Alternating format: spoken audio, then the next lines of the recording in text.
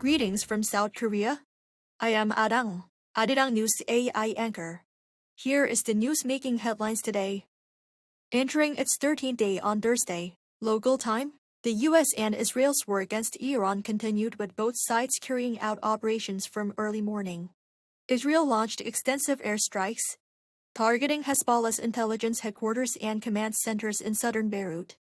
This retaliation came after Iran's Revolutionary Guard Corps carried out some strikes jointly with Hezbollah for 5 hours, striking more than 50 targets across Israel on Wednesday night. A statement from the IRGC said it launched ballistic missiles during the operation, while Hezbollah deployed large attack drones and rockets. President Lee Jae-myung has called for a swift supplementary budget to cushion South Korea's economy amid the presence of external risk factors including the situation in the Middle East. Speaking at a weekly meeting with his top aides earlier on this Thursday, he warned that vulnerable households could be the hardest hit if inflation pressures are not tamed. Accordingly, the president instructed his policy chief to speed up preparations for the extra budget, which typically takes 1 to 2 months. The United States has launched Section 301 trade investigations into South Korea and 15 other economies in a move to revive reciprocal tariffs. This would replace the temporary 10% global tariffs imposed at the moment.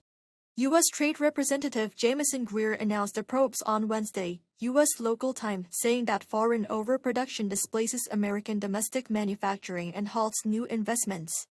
The move comes as the Trump administration is looking for ways to maintain its trade tariff policy following the Supreme Court's invalidation of its previous tariffs. The USTR specifically highlighted South Korea's $56 billion bilateral trade surplus with the U.S. and its global surplus in automobiles, machinery, and steel. Public hearings on the investigations are scheduled to begin on May 5. South Korea's Nat'l Assembly on Thursday passed a special bill aimed at managing the country's large-scale strategic investment in the United States.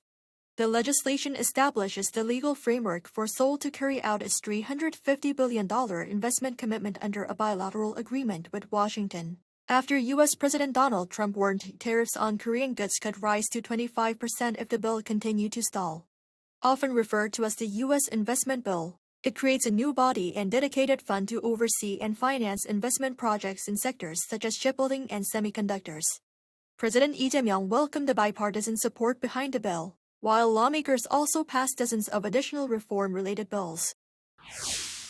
K-pop group Stray Kids has won 4 awards at the 40th Japan Gold Disc Awards, including Album of the Year in Asia. According to the organizers, the group also took home Artist of the Year, Music Video of the Year, and Best 3 Albums, marking the highest number of awards for a foreign artist at this year's ceremony. Other K-pop acts were also recognized. Blackpink's Jennie won Song of the Year by download in the Western music category with her solo track, Like Jennie. Meanwhile, the soundtrack Golden from the Netflix animated film K-pop Demon Hunters won 2 awards in the Asia category for downloads and streaming.